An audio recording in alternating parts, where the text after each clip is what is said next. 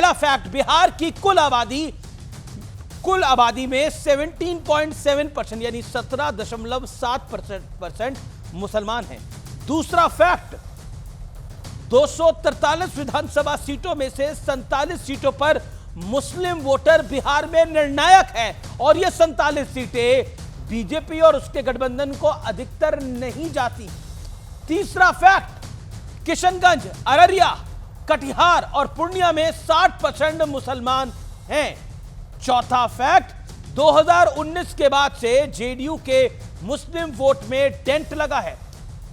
पांचवा फैक्ट, 2020-2024 में जनता दल यूनाइटेड का एक भी मुसलमान उम्मीदवार जीत नहीं पाया है। छठा फैक्ट जो कि बहुत महत्वपूर्ण है, 2020 बिहार विधानसभा चुनाव में महागठबंधन को करीब 76% मुसलमान वोट मिला है जिसका लाभ मिला। लेकिन इस बार तेजस्वी यादव को लगता है कि अगर ये 92% तक होता है, 90% से ज्यादा होता है, तो इनको ये जो 47 सीटें इसमें से लगभग 45 सीटें मिल सकती है, यानी 47 में से 45-46 तक मिल सकती हैं। और ये अगर जब नंबर आएगा तेजस्वी यादव के पास, तो उनको अपनी सरकार बनाने में आसानी होगी। और यही कारण है पॉलिटिकल पंडित मान रहे हैं कि राजद अपनी लड़ाई इस बार 45 सीटों से शुरू करेगी, जो बीजेपी और जेडीयू के गठबंधन पर भारी पड़ेगा। अगर मुसलमान एक मुश्त होकर वोट डालता है तो बीजेपी के लिए कठिनाई बढ़ सकती है।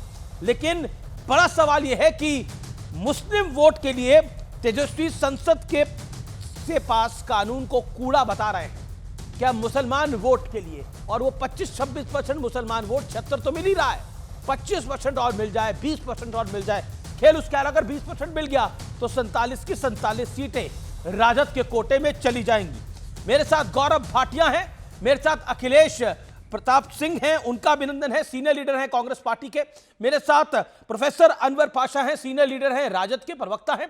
मेरे साथ जेडीयू से सत्यप्रकाश मिश्रा हैं, उनका अभिनंदन है, सोमनाथ भारती, आम आदमी पार्टी के वरिष्ठ नेता, फॉर्मर मिनिस्टर। गौरव भाटिया, चर्चा की शुरुआत आपसे करते हैं। क्या आपको लगता है कि खेल आपका बिगड़ने वाला है बिहार के अंदर, कि आपने हिंदू मुसलमान की एक बार फिर दुकान सजा दी है? ये आरोप आप पे लगते हैं कि जब आप फंसते हैं आप हिंदू मुसलमान का गंदा खेल खेलते हैं। गौरव भाटिया, आप यानी आपकी पार्टी। अमीर जी, सबसे पहले तो कौन सांप्रदायिक राजनीति करके गंदा खेल खेल रहा है ये बताना बड़ा आवश्यक है। शरिया कानून लागू होना चाहिए बिहार में, इसके लिए सारे मौलाना मुफ्ती एकजुट होते हैं और वहां पे तेजस्वी यादव पहुंचते हैं। तेजस्वी यादव उस मंच पे थे जहां पे ये कहा गया कि शरिया कानून लागू होगा। तो कौन गंदा खेल खेल रहा है, कौन कूड़ा राजनीति कर रहा है, मुझे कहने में कोई गुरेज नहीं है। ये गंदी कूड़े वाली राजनीति स्वयं तेजस्वी यादव कर रहे हैं। और जो हमारे संविधान को, हमारी संसद से पारित कानून को कूड़ेदान में डालने की बात करते हैं अमीर जी, जनता बिहार की उनकी राजनीति को कूड़ेदान में डालने जा रही है, पहली बात। दूसरी बात, लेकिन गौरव, तेजस्वी यादव ने तो ये बात नहीं करी। हाँ, उनके मन से एक बात हुई और उस बाइट को हम प्ले भी करेंगे। लेकिन मेरा प्रश्न आपसे यह है कि इसको नमाजवाद पर लेके जाना तो भारतीय जनता पार्टी ने प्रेस कॉन्फ्रेंस में लेके गई ना, कोई और तो नहीं लेके गया। बिहार में विकास के मुद्दे समाप्त हो गए जो आप नमाजवाद तक ले आए। मैं आपको बताता हूं, क्या अब विकास का मुद्दा नहीं है? विकासवाद समाप्त बीजेपी के लिए, सिर्फ नमाजवाद की बात करेगी भारतीय जनता पार्टी। अच्छा, तो अमीर भाई ये बताइए, ये तेजस्वी यादव ऐसे कार्यक्रम के मंच पे थे जहां नौकरी कम मिली है ये तय हो रहा था, या ऐसी जगह पे थे जहां कानून व्यवस्था पे चर्चा हो रही थी? वो मंच था जहां कहा जा रहा था हलाला अच्छा है, जहां कहा जा रहा था बहु विवाह करो। गलत अरे है। बच्चे मैं बिल्कुल नहीं कह रहा कि तेजस्वी यादव जी जिस मंच पर थे वो सही था। मेरा प्रश्न यह है कि नमाजवाद विषय है चुनाव का बिहार के या विकासवाद है? मेरा प्रश्न बड़ा डायरेक्ट है Gaurav Bhatia, and that's a straight question to you tonight. देखिए, बिल्कुल स्ट्रेट छक्का मारता हूं, मैं आपको बताता हूं। सुनिए, हम विकास की बात करेंगे, कानून व्यवस्था बेहतर हुई, कैसे विकास आया, कैसे युवाओं को नौकरी मिली, कैसे इंफ्रास्ट्रक्चर बना। लेकिन अगर विपक्ष ये कहेगा हलाला करना ठीक है, संसद में पारित कानून को डस्टबिन में डालेंगे, तो क्या हम लोग चुप खड़े रहेंगे? मैं आपके चैनल पे कहता हूं, कान खोल के सुन ले तेजस्वी यादव, भारत संविधान से चलेगा, शरिया कानून से नहीं चलेगा। भारत संविधान से चलेगा, शरिया कानून से नहीं चलेगा, सीधे तरह से पूछा जा रहा है। मैं प्रोफेसर पाशा आपके पास आता हूं, उस मंच पे जाने की आवश्यकता क्यों थी जिस मंच पर यह सब कुछ कहा जा रहा था? क्या आपको लगता नहीं है कि इसके अंदर भी आप भी सियासत कर रहे हैं और घिनौनी गंदी सियासत कर रहे हैं, जो कि धार्मिक सियासत है? और फिर आप कहते हैं कि हमारा धर्म से कोई लेना देना नहीं है। कट्टर सियासत इसे कहते हैं, कट्टर धार्मिक सियासत। अमीश जी, पूरा देश ये जानता है कि धार्मिक आधार पर देश को बांटने का काम कौन सी पार्टी करती है। आप चाहे जो भी नैरेटिव सेट करें, हकीकत ये है कि भारतीय जनता पार्टी को संविधान से समस्या है। भारतीय जनता पार्टी को शब्द सेकुलरिज्म से, धर्मनिरपेक्षता से समस्या है। भारतीय जनता पार्टी को शब्द सोशलिज्म से, समाजवाद से प्रॉब्लम है, समस्या है। भारतीय जनता पार्टी को बाबा साहब अम्बेडकर से समस्या है।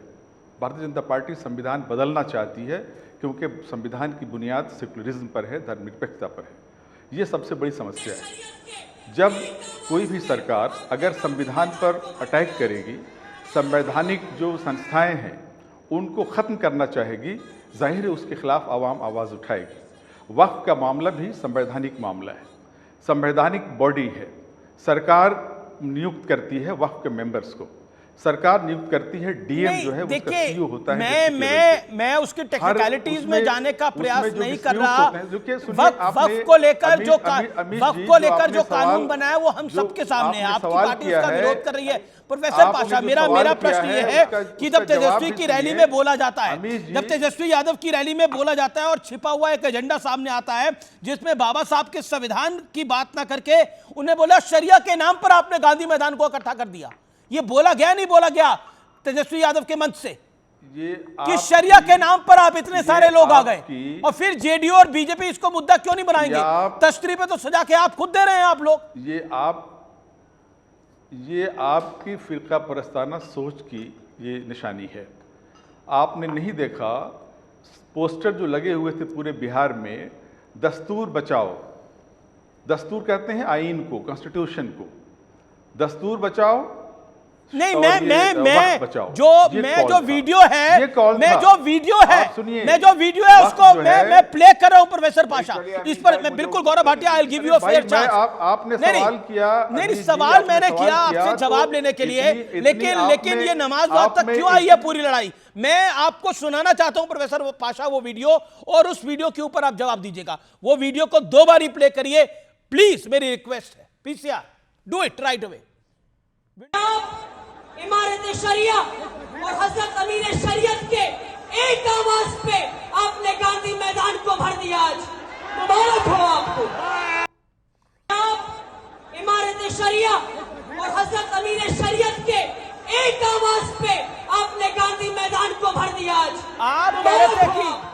आप कह रहे थे कि नफरत कौन फैलाता है, आप कह रहे थे नफरत कौन फैलाता है, किसने बंटवारा किया? इस देश का बंटवारा तो 1947 में हुआ था, हिंदू और मुसलमान के नाम पर हुआ था। Point number 1। पॉइंट नंबर 2, अब शरिया के नाम पर गांधी मैदान किसने भरा था? राजद ने या जनता दल यूनाइटेड ने? जवाब दीजिए, जवाब दीजिए प्रोफेसर पाशा। में देश को बांटने का काम जो हुआ था, 2 नेशन थियरी पर हुआ था, और उस 2 नेशन थियरी के जनक कौन थे? सावरकर थे उसके जनक। सावरकर ने यह भेदभाव डाला, नफरत इस देश में पैदा करने की कोशिश की आरएसएस ने। सावरकर की बात पंडित नेहरू मान रहे थे, महात्मा गांधी मान रहे थे, आप भी ऐसी बात करते हैं। देखिए, मैं इस इतिहास के विषय में नहीं जानना चाहता था, लेकिन आपने मुंह में उंगली डाली है तो जवाब सुनना पड़ेगा आपको। अरे 2 नेताओं की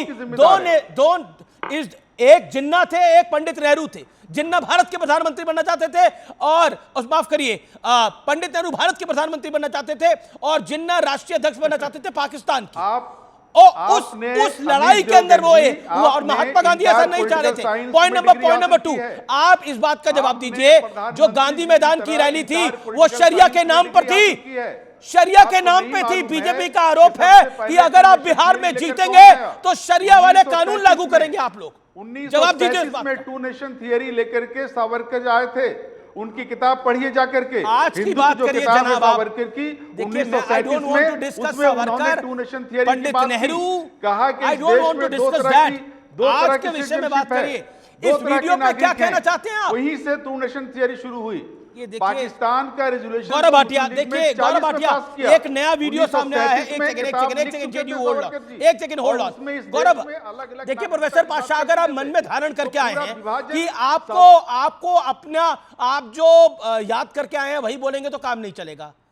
गौरव भाटिया, ये वीडियो सामने आया है। इस वीडियो में कहा जा रहा है और बीजेपी आरोप लगा रही है यही रैली का छिपा हुआ एजेंडा था, बाबा साहब के संविधान को खत्म करके शरिया लागू करने की तैयारी है। ये किस बिना पे आप कह रहे हैं? इसी बिना पे?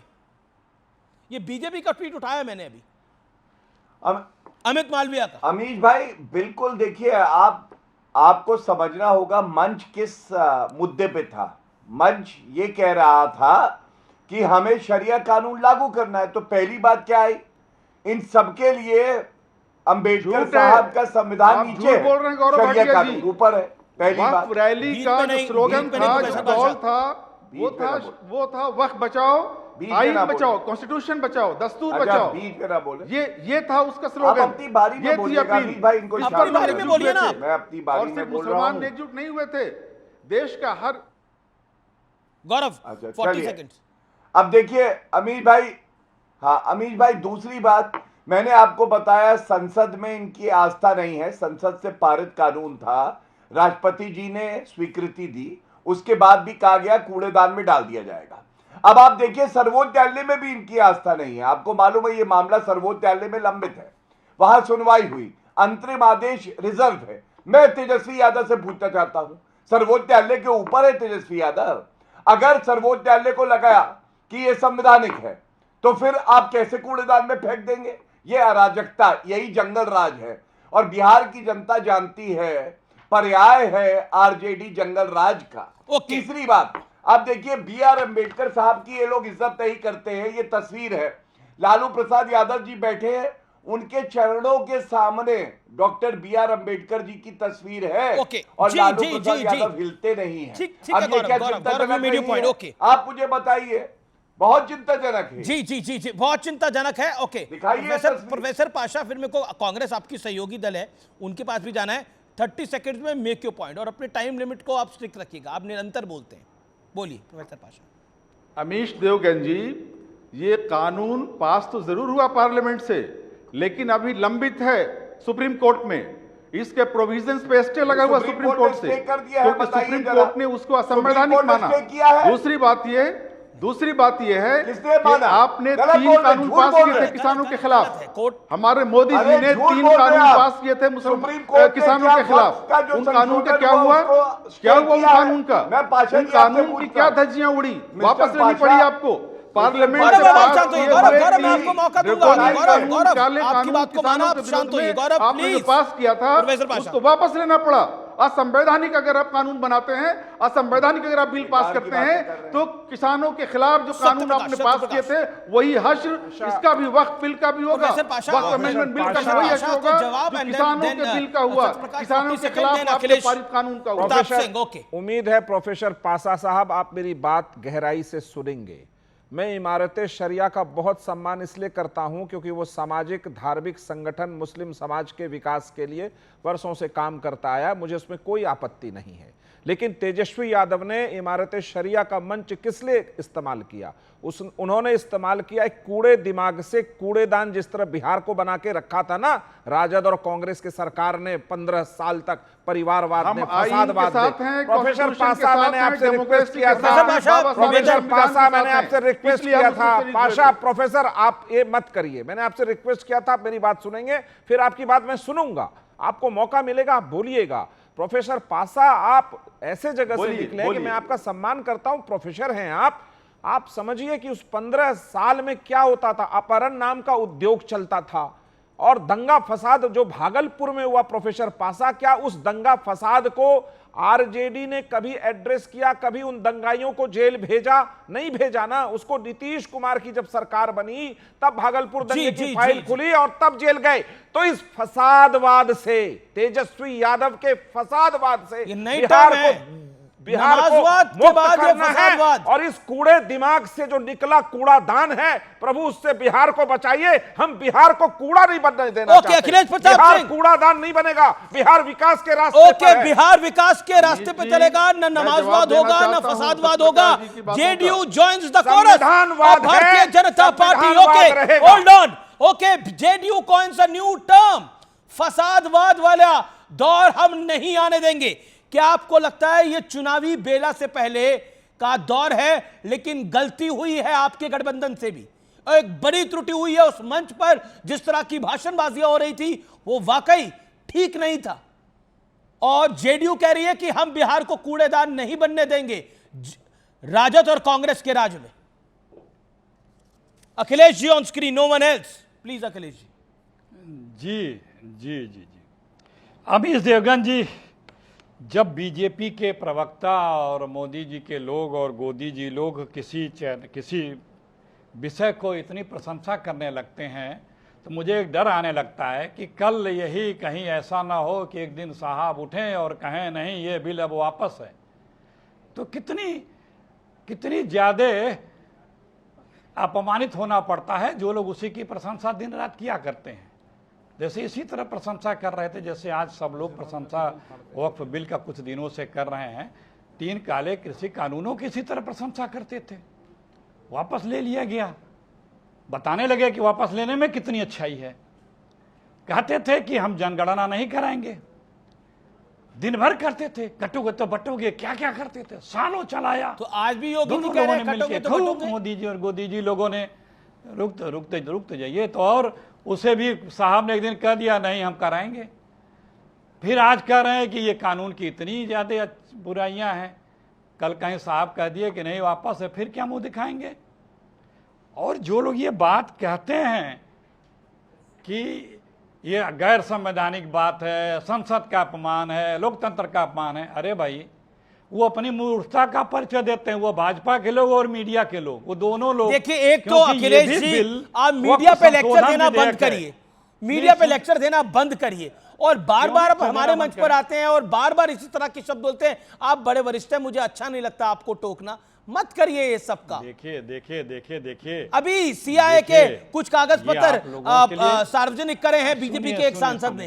उसमें कौन कौन से नेता किस पेरोल पे थे, कौन कौन से पत्रकार किस पेरोल पे थे, मुझे बताने की आवश्यकता नहीं है। लेकिन मैं आपसे निवेदन करता हूं, आप सम्मानजनक बात करें। आपको जो लड़ाई लड़नी है भारतीय जनता पार्टी से लड़िए, जनता दल यूनाइटेड से लड़िए। मीडिया से लड़ाई लड़के आपका पिछले 11 वर्षों में कुछ नहीं हो पाया है। हम तो आपको मंच दे रहे हैं अपनी बात को रखने का। हमें गाली देकर आपके 4 वोट नहीं पड़ रहे हैं, कमी हो रहे हैं। अरे सुनिए, बोलिए। हाँ आप भी, अरे सुनिए, आप भी सुनिए थोड़ा। मैं कहता हूँ सुनिए तो आज के बाद मत बोलिएगा, बस बन जाते हैं। बहुत हुआ, आज के बाद मत बोलिए, मेरा निवेदन है आपसे। जब आप पक्षकार बनते हैं किसी चीज के, अरे पत्रकारिता पे आपका ज्ञान नहीं चाहिए प्रभु, आप विषय पे बात करिए ना प्लीज। अरे आप पत्रकारिता पे ज्ञान देने लगते हैं। मैं आपको बोलूं नेतागिरी कैसे करनी है, आपको कैसा लगेगा? अरे भाई मत दीजिए ना आप ज्ञान पत्रकारिता पे। पत्रकारिता कैसी होनी चाहिए? पत्रकारिता कांग्रेस के हेडक्वार्टर से भी नहीं होगी। क्यों इतना, बस आप अपनी बात करें। क्यों इतना उद्वेलित हो रहे हैं? संसद में ये जो बिल आया है ये तो संशोधन विधेयक ही है ना। ये जो वक्फ बिल आया था ये तो संशोधन विधेयक ही था। तो कैसे दोबारा संशोधन नहीं हो सकता है क्या? इसमें कभी कोई दूसरी सरकारें संशोधन नहीं कर सकता क्या? आप क्यों कह रहे हैं कि ये कैसा संसदीय भाषा का प्रयोग कर रहे हैं? वो आप अगर मीडिया पर्सन है तो निष्पक्षता रख करके मित्र पार्टी कह रही है कि कूड़े में फेंक देंगे, कूड़ा दिमाग वाला व्यक्ति और क्या सोच सकता है? हाँ, तो राहुल गांधी बिल फाड़ते हैं और एक कहते हैं कूड़े में फेंक देंगे। आप लोग बिल फाड़ा कर कूड़ादान पार्टी बन जाइए, हमें कोई आपत्ति नहीं है। आपकी पीड़ा हम समझ रहे हैं, आपकी पीड़ा हम समझ रहे हैं, आप थोड़ी देर आराम कर लें, जब आपका अवसर आएगा बोलिएगा, मैंने आपके बीच में नहीं बोला। नहीं ठीक है, आप मैं बोलिए। ये कह रहा हूं कि जब एक सांसद, एक बीजेपी के लोग, जानकार लोग, लोकतंत्र में बड़े बड़े पदों पे बैठे लोग जब ये कहें कि कैसे इस बिल को बदलने या हटाने या कूड़ेदान में फेंकने की बात कर रहे हैं, तो भाई उसी संसद से ही तो बदला जाता है। आप भी तो उस बिल को 2024 में संशोधन विधेयक लेके ही आए हैं। अरे और बात कर अखिलेश रहे जी हैं। तो बिहार और के चुनाव में जीतकर कैसे बदलेंगे बिल? संसद में थोड़ी आ रहे हैं, विधानसभा में जा रहे हैं। ये तो फिर दूसरे समाज को भी गुमराह करना हो गया ना। तो जाके ये तो मुस्लिम समाज को आपत्ति नहीं है, ये तो उस मंच के लोगों को भी गुमराह करना हो गया कि हम विधानसभा चुनाव जीतेंगे तो हम बिल बदल देंगे। जैसे कांग्रेस कह रही थी कि अगर हम जम्मू कश्मीर में जीते तो हम 370 को बदल देंगे। उमर अब्दुल्ला कह रहे हैं हमारी क्या हैसियत है इसको बदलने की। अभी तो मोदी जी हैं, जब तक ये रहेंगे 370 तो नॉर्मल रहेगा जी। आप कैसे बदलेंगे? मुझे तरीका बताइए। बिहार का चुनाव जीतकर आप वक्फ का कानून कैसे बदलेंगे? मतलब गुमराह करने की कोई सीमा होती है जी। आपने अच्छी बात कही कि आपको चिंता इस बात की है कि बिहार में जीतने के बाद कैसे बदल पाएंगे। ये नई बात आपने कही और अच्छी बात कही। देखिए, मैं आपकी तारीफ कर रहा हूं क्योंकि बीजेपी के लोग तो दूसरी बात कर रहे हैं। वो तो संसद के, लोकतंत्र के या संविधान के विरुद्ध बता रहे हैं, और आप कह रहे हैं कि बिहार की सरकार जब आपकी बन जाएगी तो कैसे बदल पाएंगे। वो कह रहे हैं नमाजवादी हैं। ओके, गौरव भाटिया, आपकी पीड़ा जो है टेक्निकली आपकी पीड़ा वाजिब है। चलिए, आप मेरी पीड़ा को टेक्निकली मत देखिए, हम लोग देश में बदलेंगे। मैं क्लिनिकली नहीं आपको मैं क्लिनिकली ऑब्जर्व कर रहा हूं। बीजेपी के कांग्रेस कह रही है कि हम क्या बोले इस पे। ओके, ये बीजेपी सुनिए थोड़ा सीटें कितनी देंगे, अभी तो उसी में लड़ाई है। ये बात आप बीजेपी वालों को बताइए प्लीज। सुनिए, देखिए, हाँ, मैं सुन ही रहा हूँ, पिछले 3.5 मिनट से आप ही बोल रहे हैं जरा भाई। हाँ, तो ये बात आप हमसे जो कह रहे हैं कि कैसे बदल पाएंगे, ये उनसे पूछिए कि भैया। ठीक है गौरव, देखिए अखिलेश जी सारे जवाब टेक्निकली दे रहे हैं, लेकिन मैं आपसे एक सवाल क्लिनिकली पूछना चाहता हूं। टेक्निकली नहीं, क्लिनिकली आपसे सवाल पूछ रहा हूं। प्रैक्टिकली दे रहा हूं। नहीं, टेक्निकली दे रहे हैं, क्लिनिकली मैं आपसे गौरव भाटिया पूछ रहा हूं। क्लिनिकली मेरा सवाल आपसे ये है कि ये आप क्लिनिकली क्या एक बार फिर वही एजेंडा डाल रहे हैं जो आप पे आरोप लगता है? कांग्रेस और राजद कह रही हैं कि बीजेपी अपने एजेंडे में फिट हो रही है, तो क्लिनिकली आप अपने एजेंडे को फिट कर रहे हैं। देखिए, मैं भी बड़ा लॉजिकली आपके प्रश्न का उत्तर देता हूं। टेक्निकली और क्लिनिकली और लॉजिकली मैं ले आता हूं। ठीक है अमीश भाई, देखिए क्या है, संविधान पढ़ने के लिए आपको पढ़ा लिखा होना पड़ेगा। अब 9वीं पास जो हैं, जिनके परिवार में 10वीं पास और 5वीं पास मुख्यमंत्री बने हैं, हमारे देश के वो क्या संविधान को पढ़ेंगे? पढ़ेंगे? वो तो शरिया कानून जानते हैं। हमारे देश के नेतृत्व पे आरोप लगा रहे हैं। शांत गौरव, किसी के बीच में नहीं बोले जी। बीच में ना बोले अमीश भाई, ये इनकी बहुत गंदी आदत है। मुझे तो इतने युवा लगते हैं लेकिन हरकतें ठीक नहीं करते हैं। मत करे। कौन युवा लग रहा है आपको? मैं ये सोच रहा था कि ये तस्वीर जब मैंने दिखाई हमारे अखिलेश भैया, अच्छा, आप देखिए ना कैसे मुस्कुरा रहे हैं, चेहरे पे रौनक है। कभी आपने राहुल गांधी को देखा है मुस्कुराते? नहीं देखा है, क्योंकि संविधान विरोधी है। अखिलेश भैया तो संविधान पढ़ते लिखते हैं। राहुल गांधी ना टेक्निकली पढ़ते हैं ना क्लिनिकली पढ़ते हैं संविधान को। वही तेजस्वी यादव है। देखिए, अब मैं आपको क्या दिखा रहा हूं अमीश भाई, ये तस्वीर क्या दिखाती है? लालू प्रसाद यादव डॉक्टर BR अम्बेडकर के सामने पैर रखे हुए हैं, उनकी तस्वीर के। अब राहुल गांधी क्या अलग है? ये देखिए राहुल गांधी कुर्सी पे बैठे हैं, जमीन पे देखिए डॉक्टर BR अम्बेडकर है।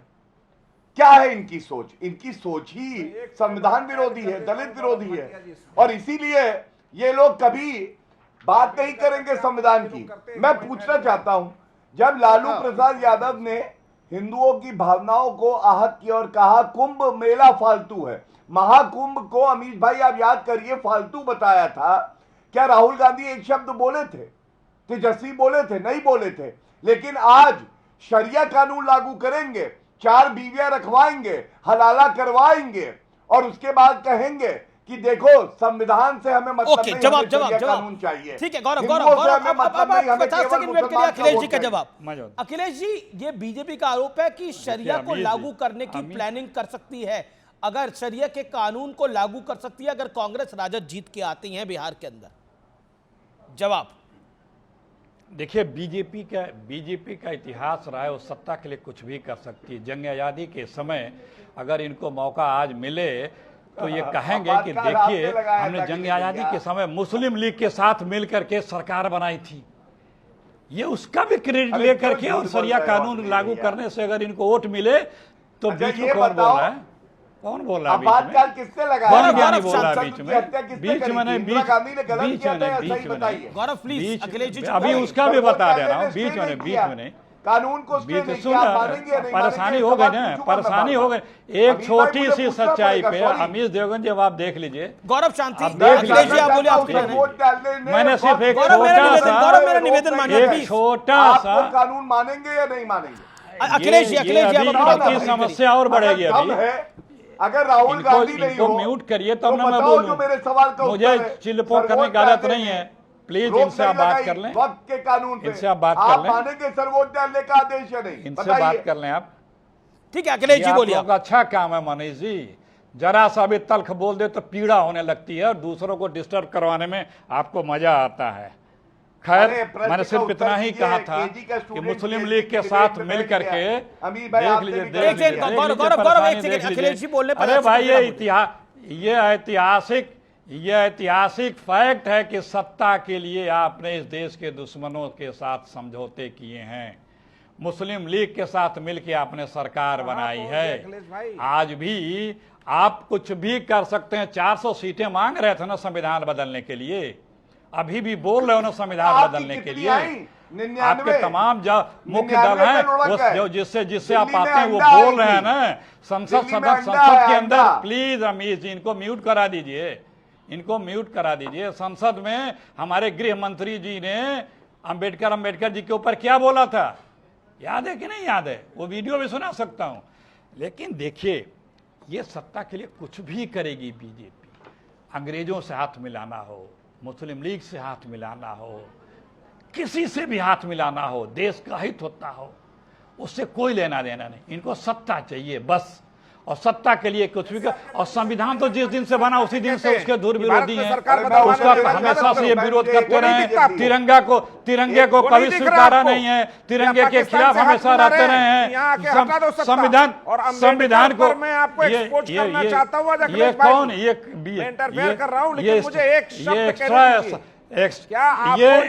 ये सुनिए, बीच में जब आपका अवसर आएगा तो बोलिएगा, आपका भी जवाब दे दूंगा, तभी आप चुप हो जाएंगे। प्लीज जवाब का मौका आएगा तो बोलिएगा। जवाब देता हूं अम्बेडकर पर। अच्छी बैटिंग पूरा आपका जवाब हो जाएगा अम्बेडकर पर। कहेंगे चुप करा देंगे। देते रह।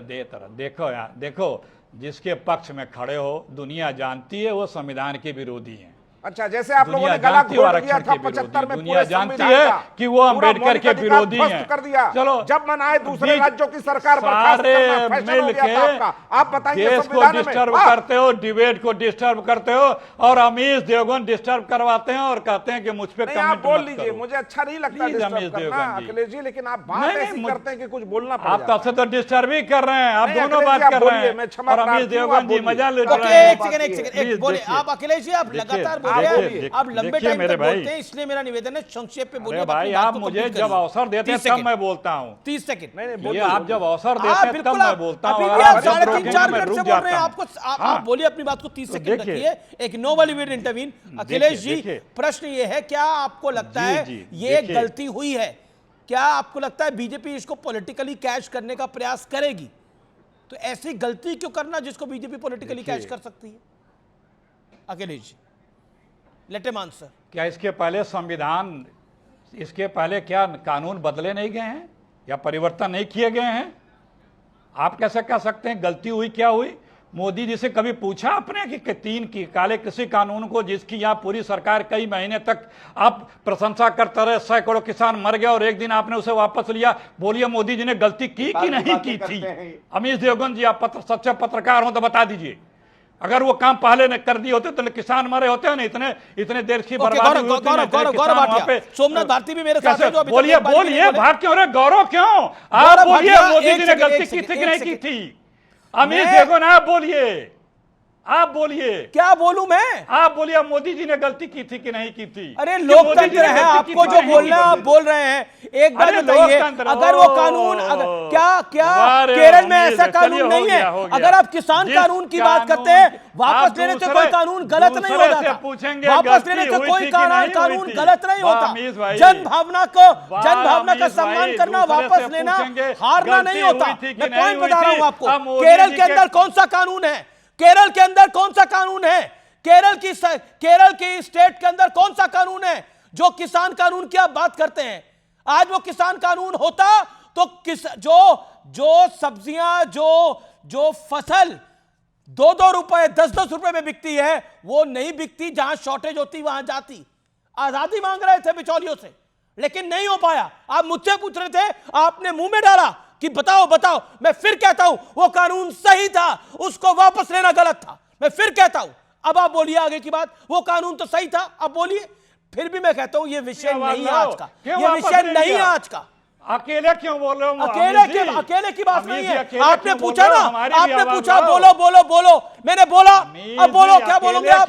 देखिए, मेरे को जो कहना होता है मैं देश हित में कहता हूं, और जिसमें राष्ट्र हित होता है, हो सकता है वो पब्लिक ओपिनियन से अलग हो, लेकिन वो राष्ट्र हित सबसे ऊपर होता है। मैं फिर कहता हूं, लेकिन मैं अब इस चर्चा के अंदर सोमनाथ भारती को भी लेके आता हूं। लेकिन एक सेकंड देखिए, ये आप रेपिटेटिव हो जाते हैं अखिलेश जी, लगातार आप बोलते हैं। एक सेकंड गौरव भाटिया, आप अकेले बोल रहे हैं। गौरव भाटिया जी बोलते हैं, अकेले बोलते हैं। प्लीज देखिए अमीश भाई, देखिए गलती आपकी नहीं है। क्लिनिकली जो अखिलेश प्रताप जी की गाड़ी है, ये थोड़ी खराब है।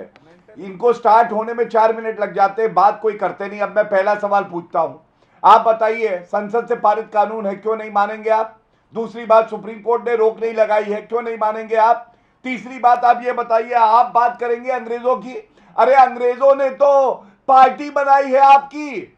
जिस पार्टी की उपज है राहुल गांधी, वो पार्टी अंग्रेजों ने बनाई। आप बात करेंगे संविधान की, आपातकाल लगाया, काला अध्याय। तीसरी बात, आप पद निरपेक्षता के नाम पे शाहबानों का जो मुआवजा था वो ले लेते हैं, राजीव गांधी ने लिया था। और सबसे बड़ी बात है, देखिए शरिया कानून अगर इनको चाहिए तो सीरिया जाएं, अगर शरिया कानून चाहिए तो बाकी इस्लामिक मुल्क जाएं। भारत में डॉक्टर BR अंबेडकर जी का संविधान चलेगा, दलित आगे बढ़ेगा, सशक्तिकरण होगा। और यही इनसे देखा नहीं जा रहा, क्योंकि मोदी जी वो व्यक्ति हैं, चाहे दलित हो, चाहे महिला हो, Gaurav you made your point. Okay, Akhilesh Pratap Singh, okay Gaurav, okay Akhilesh Pratap Singh 30 second, then Somnath Bharati ji. Akhilesh Pratap Singh 30 second, then Somnath Bharati. देखिए, senior advocate waiting from long. Okay, इनसे केवल इतना पूछिए, सर्वोच्च न्यायालय ने रोक नहीं लगाई है, क्या मानेंगे या नहीं मानेंगे? बड़ी खबर, तेज प्रताप यादव का बड़ा बयान, मैं पार्टी से निकाला गया हूं। तेज प्रताप यादव ने सनसनीखेज बयान दे दिया है, पार्टी से निकाला गया हूं, लेकिन लोगों के दिलों से नहीं, मैं दिलों पर राज करता हूं। अनुष्का मामले पर पहली बार बोले हैं लालू यादव के बेटे तेज प्रताप यादव, प्यार किया है, कोई गुनाह नहीं किया है। अनुष्का तेज प्रताप यादव की तस्वीरें हुई थी वायरल, सीधे तौर पे बोले हैं प्यार किया है, कोई गुनाह नहीं किया है। पहली बार तेज प्रताप यादव का बयान आया है, पार्टी से निकाला गया हूं, दिलों से नहीं। तेज प्रताप यादव लालू यादव के बड़े बेटे हैं और उनको पार्टी परिवार से निकाला गया है। सत्यप्रकाश मिश्रा, उन्होंने बोला मैंने प्यार किया है, कोई गुनाह नहीं किया। प्यार करने की आजादी सबको होती है। नहीं, बहुत प्यार करे वो, उनके प्यार को और प्यार नसीब हो, लेकिन बात कुछ और है। जिस शर्त पे, जिस सिद्धांतों पे लालू प्रसाद यादव जी ने अपने पुत्र को निकालने की नौटंकी भर की है, क्या उस सिद्धांतों पे बहू को घर से निकाला है उन्होंने?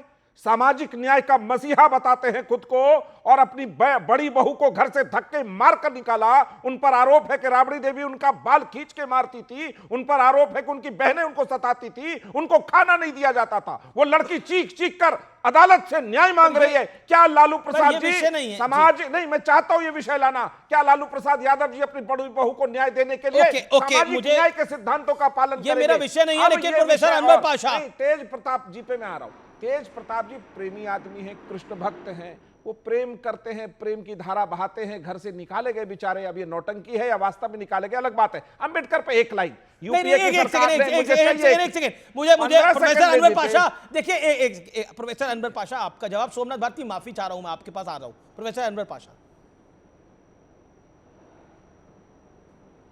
जी देखिए अमीश जी, ये सारा जो मामला है इस पर एक फैसला हो चुका है और पर तेज हमारे प्रताप ने नेता बोला है श्री मैंने प्यार लालू किया है, प्रसाद गुनाह यादव नहीं जी किया ने है। प्यार किया उनको उनके बारे में जो फैसला उचित हो सकता था, जो नैतिक फैसला हो सकता था, उन्होंने लिया, हमारे नेता श्री लालू प्रसाद यादव जी ने। और ये अब चैप्टर क्लोज हो चुका है और ये कोर्ट में चल रहा है, जिसके बाद हमारे सत्यप्रकाश जी कह रहे हैं। जाहिर है कि कोर्ट में ये मामला लंबित है और कोर्ट का फैसला उसमें आएगा और जाहिर है कि उस फैसले के हिसाब से अमल होगा।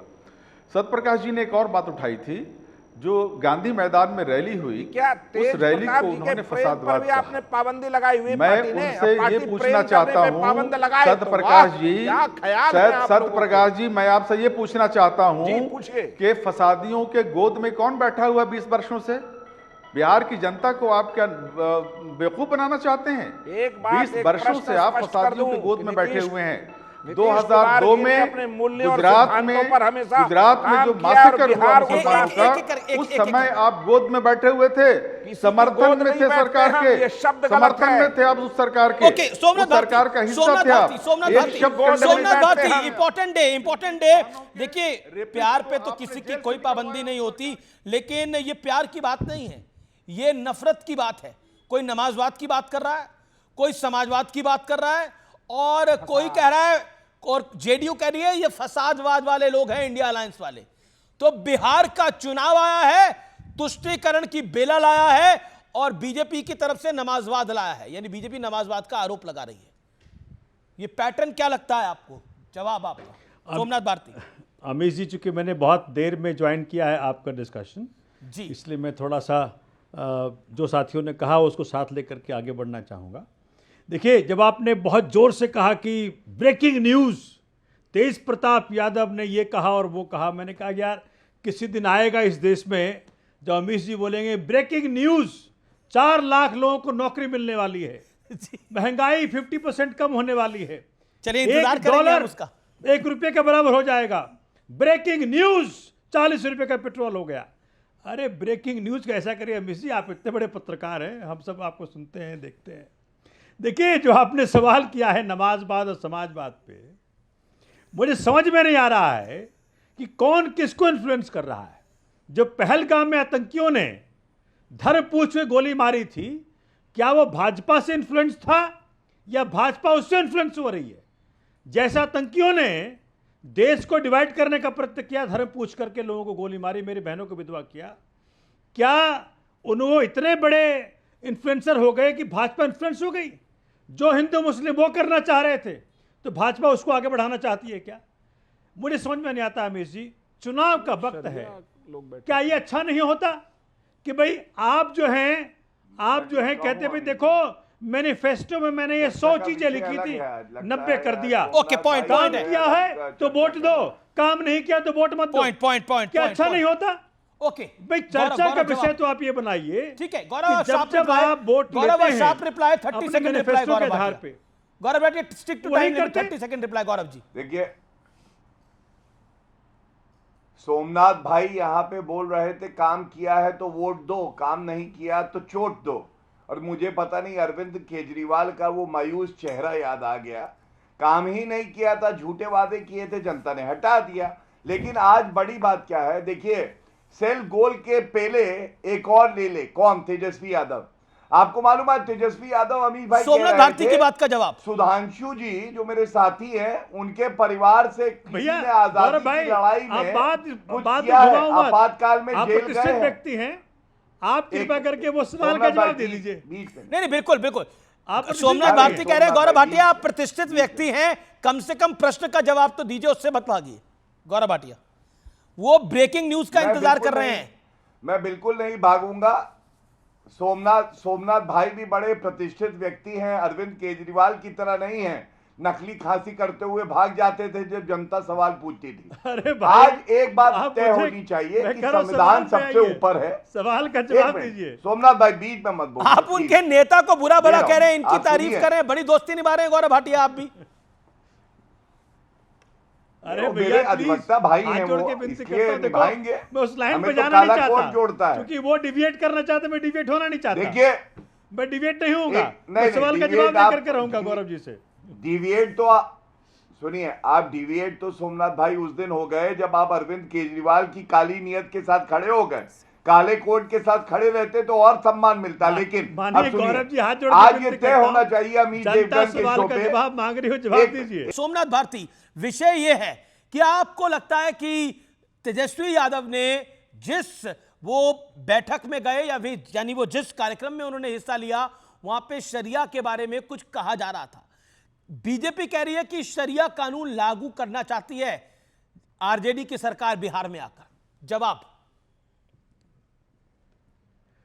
अमित जी, कारण क्या है कि भाजपा के पास कुछ और है ही नहीं कहने को, सिर्फ और सिर्फ हिंदू और मुसलमान करो, हिंदू मुसलमान करो, हिंदू मुसलमान करो। मैं तो कहना चाहता हूं कि भाजपा तो वहां शासन में है। भाजपा को चाहिए कि 20 साल का मेरा ये कार्य है, इस कार्य पे हमको नापा जाए, इससे और हम बेहतर करके दिखाएंगे। ठीक है, ठीक है, लेकिन इसका चर्चा कहीं नहीं है। ओके। बीजेपी हिंदू चर्चा मुसलमान क्या करती है? है गौरव भाटिया, भाई उसने ये आपका शरिया कह ट्रेडमार्क दिया, काम है, हिंदू उसने मुसलमान करना। मुसलमान कह दिया, ओके, जवाब उसने जवाब ये गौरव कह भाटिया। दिया। अरे भाई, इस चर्चा की शुरुआत भी इससे काम हुई पर आओ ना, थी। दैट काम इज अ पर। BJP typical trademark, clinically Hindu मुसलमान करो किसी भी चुनाव से पहले।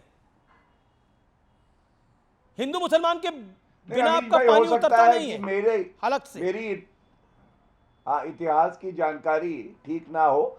शाहबानो 65 साल की महिला, उसको भत्ता दिया गया सर्वोच्च न्यायालय द्वारा, कानून हम ही लाए होंगे और हज सब्सिडी हम ही देते होंगे शायद। और ये जो यूनिफॉर्म सिविल कोड लागू होना था चाचा नेहरू के संविधान में, ये लागू नहीं कर पाए, ये हमारी वजह से ही हुआ होगा। 55 साल सत्ता में कांग्रेस पार्टी रही तो नहीं हुआ। और मुझे ऐसा लगता है कि अगर नरेंद्र मोदी जी ने महिला आरक्षण की बात करी और मुसलमान महिलाओं को भी मिलेगा, ट्रिपल तलाक को अपराध बनाया, तो ये हमने गलत किया। हमने यूनिफॉर्म सिविल कोड लागू किया संविधान की मूल भावना के अनुसार, हमने गलत किया। क्या कहना क्या चाहते हैं? ओके, सोमनाथ भारती, सोमनाथ भारती, सोमनाथ भारती, पढ़िए, 20 लिखिए। Second, Somnath Bharti 20 seconds, make your point. माननीय गौरव जी, आप सीनियर एडवोकेट हैं, ऐसा है मेरे दोस्त। देखिए, कांग्रेस ने जो गलतियां करी वो आप क्यों रिपीट कर रहे हो? भाई आप एक नई दिशा दो ना।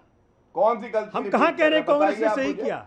आप मुझे हम ये कह रहे बताइए हैं कि जिस प्रकार से शरिया देखिए, कानून लागू होना चाहिए आप भारत दोनों में। मैं पूछ रहा हूं आप दोनों आपसे, सवाल पार्टियां, पूछ रहा हूं, कांग्रेस और सोमनाथ भाई। बीजेपी काम की शरिया चर्चा कानून क्यों नहीं लागू होना करती? चाहिए। अरविंद केजरीवाल भाई काम की सोच चर्चा क्या है? करें। ठीक है, मैं प्रोफेसर पाशा इस को लेता हूं। प्रकार से हमने प्रोफेसर पाशा, एम्प्लॉयमेंट जनरेट किया, चलिए, इस प्रकार से हमने एक स्कूल बात जनरेट बताइए, किया। क्या आपको लगता है कि शिक्षा बीजेपी में, ने आपको स्वास्थ्य ट्रैप में, में बिजली फंसा में, दिया है पानी बिहार में, एम्प्लॉयमेंट में? अगर ये कितना आप काम कह रहे हैं करके बीजेपी का ट्रैप है तो आपके ट्रैप में फंस गए हैं। बीजेपी अपने ट्रैप में खुद फंसी हुई है। अच्छा, बीजेपी के पास कोई एजेंडा नहीं है सिवाय आपके पास एजेंडा क्या है? परस्ती के, आपके पास हिंदू एजेंडा मुस्लिम क्या करने है के। कि राज्य की बिहार में सरकार बननी है? हमारा और आप एजेंडा, सेंटर के हमारे बारे में नेता promise का कर रहे हैं एजेंडा कि रोजगार हम है। लक्ष्य के कानूनों को बदल हमारी देंगे। प्रायोरिटी आपकी क्या रोजगार हैसियत है। अगर चुनाव जीत भी जाए तो बदल 20 देंगे आप? वर्षों से अमित जी सुनिए, बिहार में 20 वर्षों से एक ऐसी सरकार चल रही है जो थकी हारी हुई सरकार है, जो युवाओं को रोजगार नहीं दे अरे तो सकी।